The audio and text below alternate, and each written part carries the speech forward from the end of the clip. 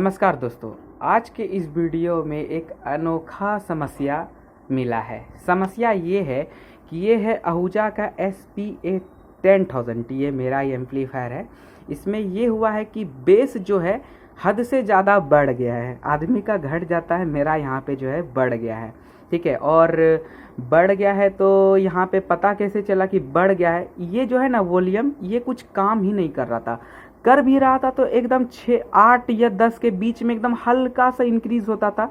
Decrease होने का मतलब कि घटने का नाम ही नहीं लेता था। तो उससे हम पकड़े इस प्रॉब्लम को। ठीक है, और वॉल्यूम जो है इसको घुमाने के बाद कुछ ऐसा लग रहा था कि एकदम कुछ घुमा ही नहीं रहे हैं, ज़रा सा भी फील नहीं आ रहा था इसको घुमाने के दौरान। देख सकते एकदम फ्री घूम रहा है, और कहीं पे साउंड में भी हल्का हल्का खरखराहट सापन आपको सुनाई देगा। तो साउंड में जो है ना खरखराहट सा भी आपको सुनाई दे सकता है, तो उससे भी आप आइडेंटिफाई कर सकते हैं।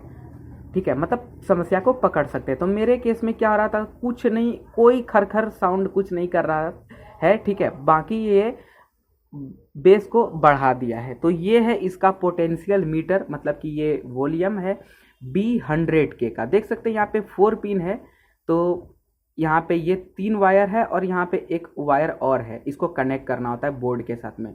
जनरली इस टाइप का वॉल्यूम आप देखते होंगे, हम भी देखते हैं, लेकिन यहाँ पे एक 4 पिन में आहूजा SPA का 1000 ले लीजिए, इसमें भी आपको मिलेगा। 250 वाट जो आता है वो भी मिलेगा। बेस में अक्सर ये आपको देखने को मिलने वाला है। तो देख लीजिए, ये मुझे 50 रुपये का पड़ा है, अभी हम मार्केट से परचेस करके आ रहे हैं। ठीक है, तो इसको चेंज करेंगे। हुआ ये कि हम दिए थे इसमें 215 का साउंड चलाने के लिए होली में, तो बस तो गया खूब बढ़िया, एकदम एकदम गर्दा उड़ा दिया। लेकिन गर्दा उड़ाने के दौरान हमको ये पता लगा कि भाई साहब का जो है बेस काम ही नहीं कर रहा है। बेस ऑटोमेटिक हो गया है, बाईपास भी बोल सकते हैं। तो ये एकदम इतना पे 8 से 10 के बीच में काम कर रहा था। तो फिर कोई मतलब भी नहीं, बाई चांस हमको हॉर्न चलाना हो तो उसमें समस्या पैदा कर सकता था ये। और ये ट्रेबल भी जो है ना वॉल्यूम, ये भी हल्का हल्का कटा हुआ हमको जो है ना घुमाने पे महसूस हो रहा है कि ये भी इसका काम तमाम है। बाकी मास्टर वॉल्यूम ये सही है, ये कंपनी से ही लगा हुआ है। और इस एम्पलीफायर का कंडीशन जो है देख करके आप बताइए कि इसका टाइमिंग कितना हुआ है, कितने साल से हम इसको यूज़ कर रहे हैं। ठीक है, बाकी इसके इंटरनल पार्ट्स के बारे में बात करें, ठीक है, तो यहाँ पे कोई भी कुछ भी चेंजेस नहीं हुआ है। बस ये हम देख रहे थे इसी प्रॉब्लम को आइडेंटिफाई करने के दौरान कि कहीं पे बोर्ड में तो कोई समस्या नहीं आया है। देख सकते हैं इसके इनपुट पैनल को भी हम खोले हैं, यहाँ पे भी कुछ वोल्टेज चेक किए, इस बोर्ड में भी वोल्टेज चेक किए करीब 2 से 3 बार में। कल रात से यही कर रहे हैं शायद। हाँ ठीक है, ये प्रीसेट पे भी कुछ वोल्टेज आता है। ठीक है, 16 वोल्ट के आसपास में। तो ये यहाँ पे भी आपको कुछ वोल्टेज मिलेगा, इसका आधा। तो यहाँ पे भी हम चेक किए, ये वाला भी चेक किए। ठीक है, कुछ ज़्यादा वोल्टेज दे देने से 250 260 वोल्टेज पे ये थोड़ा गर्म हो रहा है, कुछ हल्का, हाँ हल्का हल्का गर्म हो रहा है, सूसू, हाँ तो वो हो रहा है। ठीक है, तो खैर ये नॉर्मल सी बात है। यहाँ पे भी जो जो यहाँ पे वोल्टेज आता है सब हम चेक किए।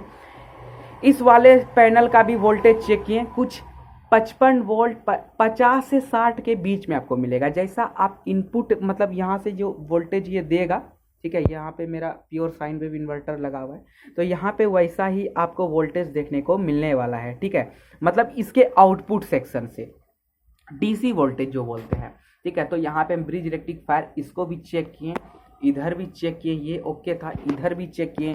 ट्रांजिस्टर के बेस, कलेक्टर, एमीटर जो भी था, तीनों पे हम चेक किए कि कहीं उल्टा पुल्टा तो नहीं हुआ है। तो भाई यहाँ पे सब कुछ सही था। यहाँ पे भी मतलब बज रहा है एम्पलीफायर में, कहीं पे कोई दिक्कत नहीं।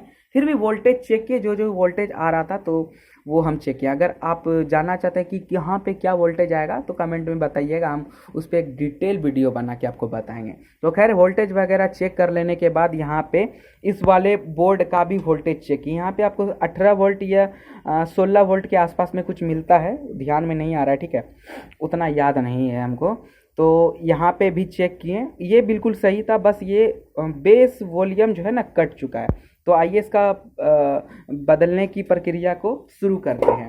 तो यहाँ पे हमको क्या करना है, ये जो सेम है वॉल्यूम देख सकते हैं B100K का 4 पिन, ये ही आपको रिप्लेस करना है। अब ज़्यादा दिमाग मत लगाइए, यहाँ पे 3 पिन लगा दिए तो एक छोड़ दिए, देखिए कुछ हो सकता है, लेकिन हम उचित माने कि यहाँ पे 4 पिन लगा है तो इसको 4 पिन के साथ ही रिप्लेस करना उचित है। हो सकता है कि साउंड में कुछ समस्या आ जाए, बढ़ जाए, घट जाए, आउट ऑफ कंट्रोल हो जाए, हॉर्न वगैरह आपका झाड़ वगैरह दे, तो उस समस्या से बचने के लिए जो है भैया जैसा है वैसा आप लगा दीजिए। तो फटाफट से खोलते हैं, बाकी दिखाते हैं आपको।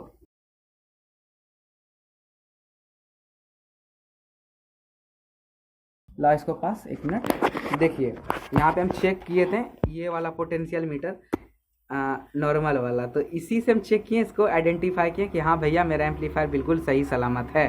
तो इसको भी चेंज करेंगे, इसको भी तो खैर चेंज करना ही है, यहाँ पे भी इसको छोड़ देते हैं और यहाँ पे कोई दिक्कत नहीं है। ठीक है, फटाफट से सोल्डरिंग लगाते हैं और उसके बाद फिर देखेंगे।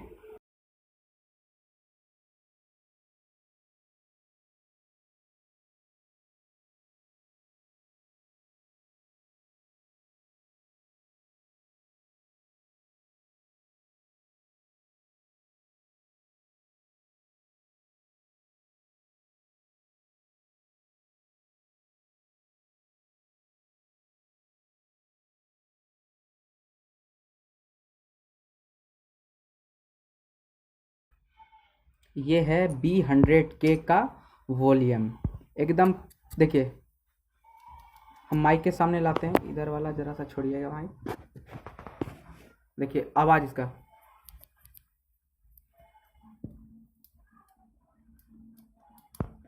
देखिए एकदम कैसा आवाज़ कर रहा है। ठीक है, तो जल्दी से इसको लगाते हैं और कोई ज़्यादा काम नहीं है। ठीक है, स्टॉप करना थोड़ी देर। ओके, तो देखिए यहाँ पे जो है ना हल्का हल्का यहाँ पे जो है क्लीनिंग कर देंगे, ऊपर से दिखाइए, ऊपर से तो इसको आहिस्ते आहिस्ते क्लीन कर लेंगे। ठीक है, ताकि दूसरे पार्ट्स में कोई डैमेजिंग ना हो। ये डस्ट को हटाना बहुत ही ज़रूरी है। तो ये रहा ट्रेबल का वॉल्यूम। ठीक है, तो इसको क्या करते हैं, जैसे हम खोलेते हैं वैसे यहाँ पे बैठा देंगे और कोई रॉकेट साइंस नहीं है। ठीक है, ये बैठ गया है अपने ट्रैक पे। अब यहाँ पे जैसे इसको जैसे खोले थे वैसे इसमें सोल्डरिंग लगा देना है। और क्या करना है, तो सबसे पहले इसके बेस वाला को हम सोल्डरिंग करते हैं, मतलब बेस पिन जो लगाए हैं इसको बैठाने के लिए, जो ट्रैक होता है उस पर हम सोल्डरिंग लगा रहे हैं। एकदम रख करके जैसे खोले थे वैसे इस पर आयरन को लगाते जाना है। ठीक है, ये हो गया। एकदम अच्छे से लगाना है, कंजूसी नहीं कीजिएगा इसमें, और नहीं तो फिर घुमाते टाइम ये क्या होता है, टूट जाता है।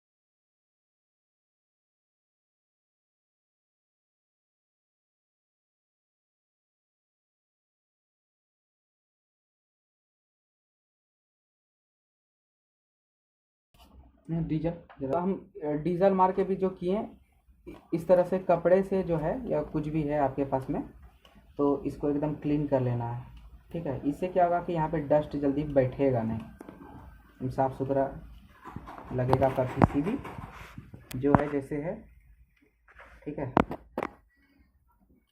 तो यहाँ पे गंदगी नहीं बैठेगा। अब बीच बीच में उसको साफ तो खैर करना ही है, उसमें तो हम बार बार अपने वीडियो में भी बताते हैं। तो ये हो गया, देख सकते हैं जैसे था वैसे।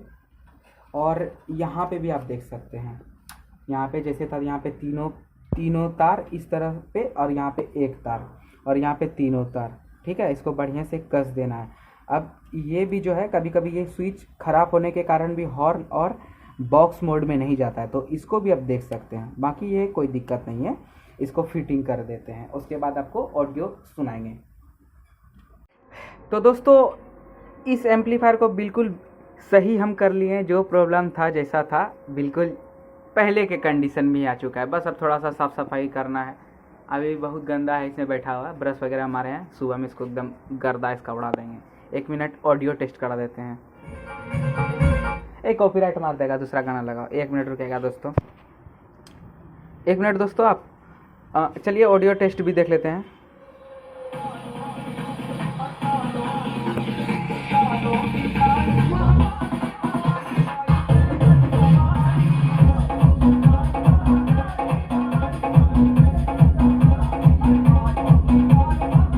बिल्कुल नेचुरल साउंड आ गया है, तो इस पर फिट फाट कर देंगे इसको सुबह में।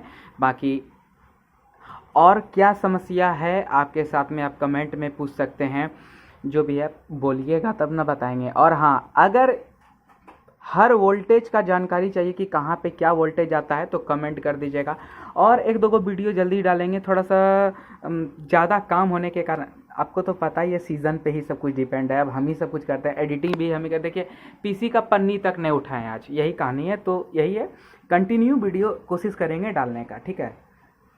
चलिए मिलते हैं नेक्स्ट वीडियो में, चैनल के साथ बने रहें। जय हिंद, जय भारत।